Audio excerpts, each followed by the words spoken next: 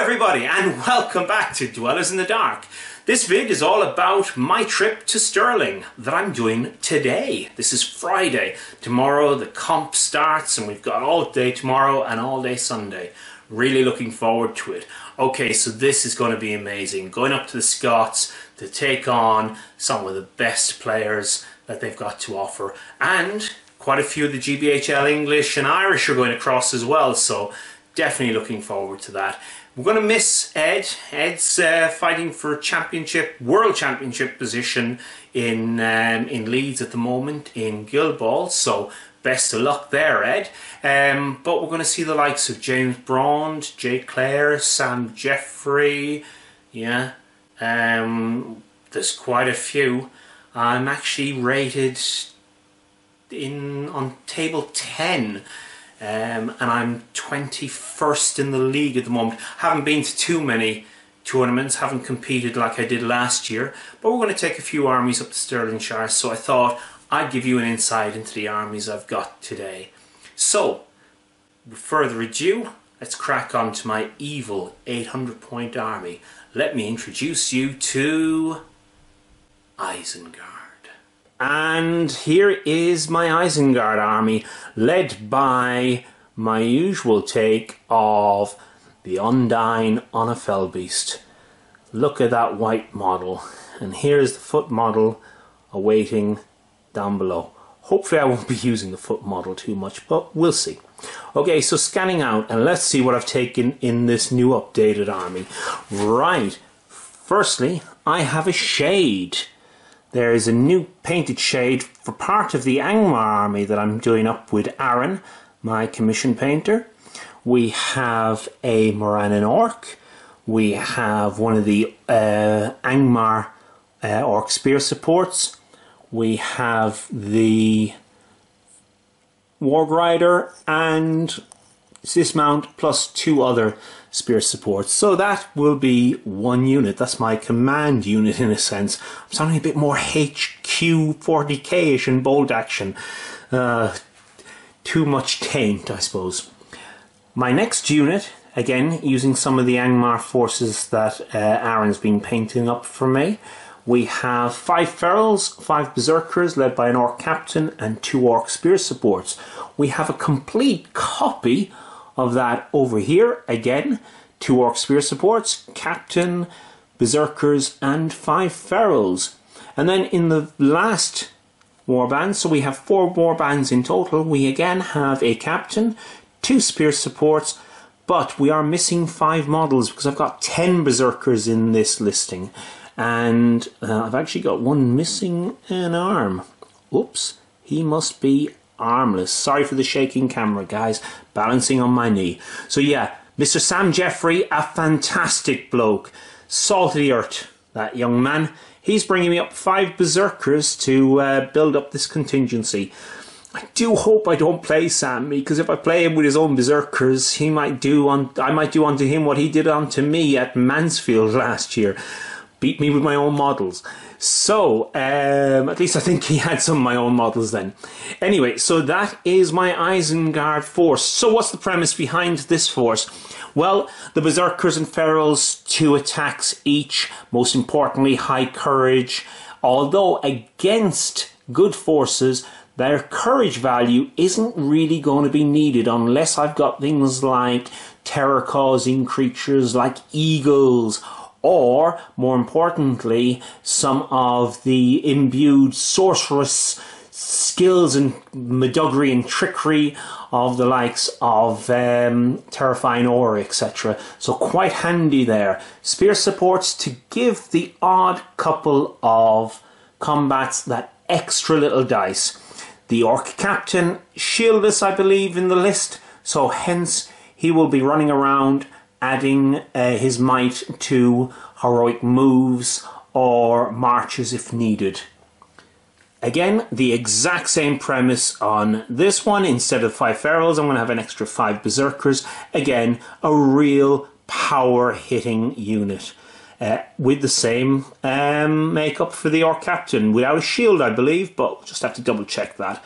And the exact same unit here. So we have 3 valid powerful, hard-hitting armies with a general across the board defense of 6, with a strength of 4, and more importantly, double attacks. So in a sense, just from those 3 units alone, excluding the spear supports and the orc captain, we will be having 20, 40 and 60 attacks. Then I come on to my Undying General. He will be the magic user and the hurler of the whole army. Now, what a powerful, terrifying beast the Undying can be. Really only susceptible to potentially 1 magic user, and that being Galadriel. But, and I do understand Mr. J. Clare is still using his Galadriel in that list if he brings Lake Town, the Undying is one of the few of the rates that Galadriel doesn't frighten too much with her banishment, being able to decide whether to use faith or will to combat her spell casting banishment. And the Spectre. Now, the Spectre is a little bit out of place here. I think predominantly because I'm going to be coming up against a lot of troops with high courage. I might even use a tactic of taking the Undying's drain courage to see if the Spectre can have a bit of a field day. Can you imagine Aragorn being moved around the table, or an eagle getting to fly away? Oh, very, very interesting. We'll see. I don't think the Spectre is going to do well on its own without the magic support of the Fell Beast, but should I get that lucky roll off and pull a model out of line, then I could definitely monopolise and capitalise, should I say, on getting in there into combat and getting those hurls off and causing definitely some elves and hobbits to be flung all over the place. So that's the premise, that's the idea behind the army. Hard-hitting, fast, well, normal speed, should I say, of 6 inches, but it's fast in the fact that it's got the mobility of the orc captain's supports, and also it's got that cheeky little warg rider at the back looking for those objectives, especially in domination, where a far-flung objective might just be too far away from most, but for a very cheap model like this. And I've only just given this one a shield. Can't find a shield to put on him, my apologies, but I've only given him a shield. Shield's in the support at the back, or in the dismount, should I say. But yeah, so that's the concept, that's the whole idea of the army, and that's how it's looking. Okay, well, let's move on now to my good army. And I do hope that this is a gentle surprise for most. Hello everyone and welcome back. And this is going to be my good army for Stirling Wargamers, the Scouring of Stirlingshire 2016. And it is going to be led by Faramir's father, Denethor. Why Denethor, you might ask? Well, that's an interesting question and one that I hope to answer right now. A number of the scenarios give VPs for losing your general. And Faramir is quite a powerful little character in the fact that given the lance and armour, put him on a horse, he can be quite devastating. Losing him to an evil army of fell beasts or anything like that would mean that I'd lose a powerful character, plus I'd also give away VP points. Denethor, on the other hand, is someone you want to actually keep away from. Should I say, you want to keep your own troops away from him, because if he manages to fail a morale test, which isn't always going to happen because he's got fairly good morale and high will to use, he'll end up turning on your own troops. Now, what I don't want to do is, unfortunately, I don't want to be putting him in the front line. So I will be considering putting him in the back line and keeping him far away from combat, which allows me then to put his son, Faramir, in front line and causes much devastation without worrying about losing those precious VPs. Now Faramir, and this is a themed army in my book, is basically fighting hard and fast to prove his worth and loyalty to his father, who is hiding in the background.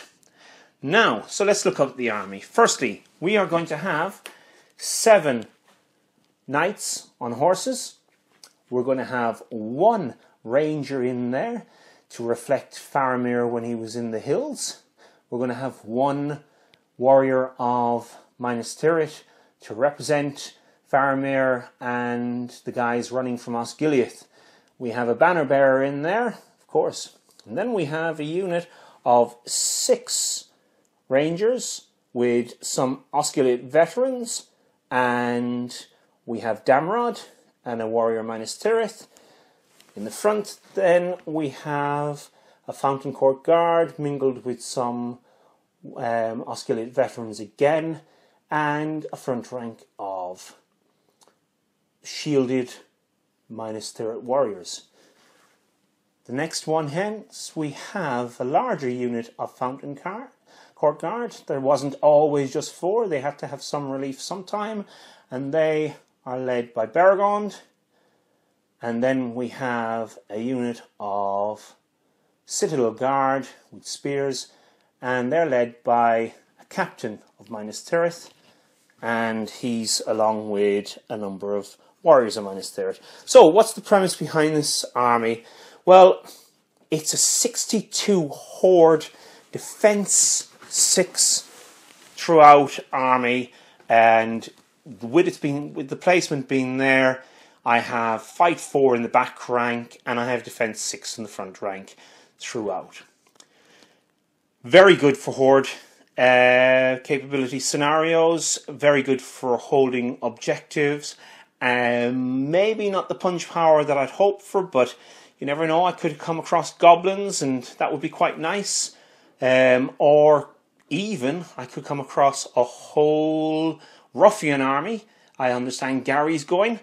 So that would be cool if he brought his ruffian army. I do believe that there's going to be an all-Fellbeast list there as well. So, though it's not a fantastic army for taking on Fellbeasts, I believe that I can find ways of reducing the VPs that a Fellbeast list could acquire and possibly win through tactics rather than brute force.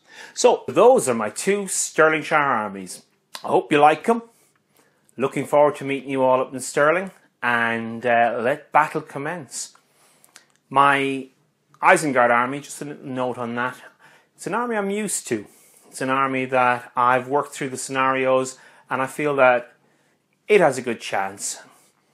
It could suffer in 1 or 2 of the scenarios to an all-hero list, but it's got enough oomph there. Again, you notice that throughout both armies, I've neglected to put in a lot of bow shots. In fact, none in my Isengard army, and only 7 with 2 heroes with bows, so I suppose 9 shots in my Gondor army, which has a capability of up to 20 bows, with it being 62 models strong. I don't know how the new rules are going to change next year regarding bowfire, but presently I've always seen bowfire as that lucky shot. Now, if you have some powerful bows, like, Isengard have crossbows, etc., they can be slightly game-changing. But if you come up against a horde of goblins or something like that, or a horde of, I don't know, hobbits, and they're charging towards you, bows tend to not do as well as one would imagine. They have they been nerfed? I never actually played the system prior to the rulings of shooting, etc. When it changed, but I don't put a lot of strength into it. It can be lucky, it can be fluky, it can be very, very interesting to get that obvious game-changing shot, but it doesn't fit into my tactical regime. It doesn't fit into it blurs my lines a bit. Whereas when I play a game, I can see various lines and tangents. I can foresee what may happen, and bowfire is a little bit too random. But I suppose you could, and this is an interesting tactic that I might use with the Gondorians, minus Tirith, should I say, the Rangers this weekend, is I may just use them as a positional threat. I may come up with some against some opponents who've had very bad instances or experiences of bowfire. So I'll read the board, I'll read the game, and perhaps I might use my bows just as a positional threat to avoid people moving down a flank, or to attack. Sorry, should I say to attract people to come to a folly. So we'll see how that goes. Anyway, I'll wrap this up. Last thing is very apologetic due to the fact that there hasn't been that many videos. Myself and Owen, we need to hook up, and myself and Aaron also need to hook up. And you've seen some of Aaron's work that's going to be put forward in this Isengard force, any of the snow-based stuff. So looking at that. I'm also investigating different game systems as well. Don't know how that'll be taken by the community, so I may just look at putting those videos on separate places rather than and indicating where those videos are different. Obviously, things like bolt action or 40k. But really enjoying myself in the gaming scene at the moment, expanding out and just meeting new people, having great times and having fantastic experiences.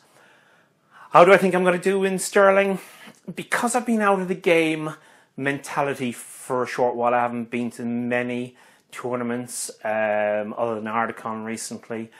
I would imagine that I won't do as well as I could. I have to get my game head on, and I have to start thinking Hobbit. The problem is using other systems or getting involved with other systems.